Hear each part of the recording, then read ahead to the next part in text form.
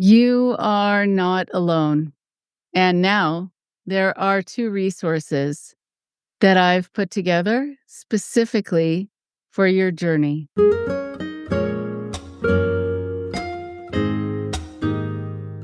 This is your host, Rachel Bernstein.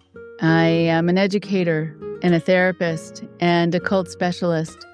And I am very excited to announce Restart and Restore, a journal for survivors of manipulation, and a companion notebook that I've put together to go with it that has people's stories that they've shared with me that they wanted to share with you, and some wonderful quotes from people whose thoughts I truly admire, and more pages and writing prompts for you to continue with the writing that can help you along your healing journey.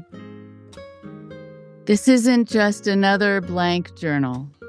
It's a trauma-informed recovery companion, and it offers psychoeducation on the mechanics of manipulation and control and therapeutic writing prompts to explore your history and your strengths, practical exercises that transform insights into some actionable steps, and the freedom to heal at your own pace. You can do it in the time frame that works for you without any judgment or pressure. Whether you joined the organization or the relationship that was controlling as a teen or as an adult, Restart and Restore provides the structure and, I think, validation needed to process your experiences safely. I'm also excited to share, beyond the journal and its companion notebook, that I'm currently working on a second journal specifically for those born and raised in high control groups or high control family units, as their healing journey often involves different and specialized challenges. Restart and Restore and its companion notebook are available now, and you can find the link in the show notes. Thank you very much. I hope it's helpful to you or to someone you love.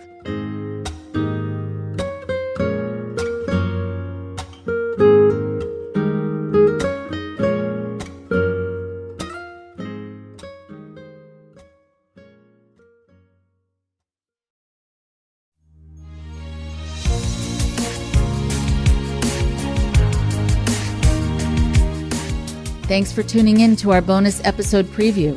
This is just a short sample of this week's exclusive Patreon episode.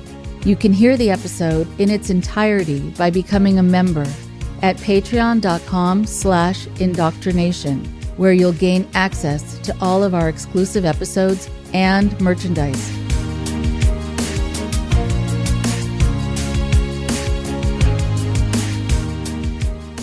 Hello, everyone. Thank you so much for being a wonderful supporter of the show. This is another bonus episode for you.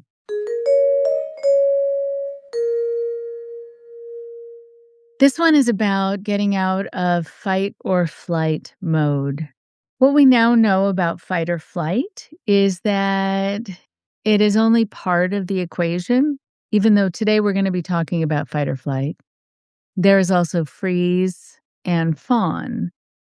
Freeze happens most often, and fawning also can happen quite often, where people learn to compliment the person who they are afraid of, try to figure out how to engender feelings of connection or even warmth or something that is going to limit the other person potentially attacking you. But I think when people come out of cultic systems, yes, they have been fawning and yes, they have been freezing, but their nervous system is still engaged in fight or flight, which is this release of adrenaline that causes people to be in a certain state where they're always on guard.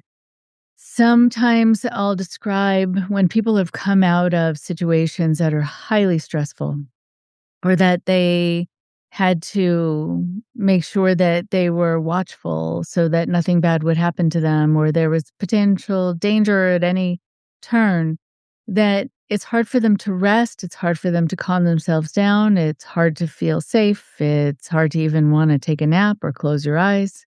You just never know what's going to be happening. And this doesn't come from nowhere. People actually are put in these situations where they have to be vigilant, even hypervigilant, so that they are expecting something bad to happen because something bad inevitably would happen.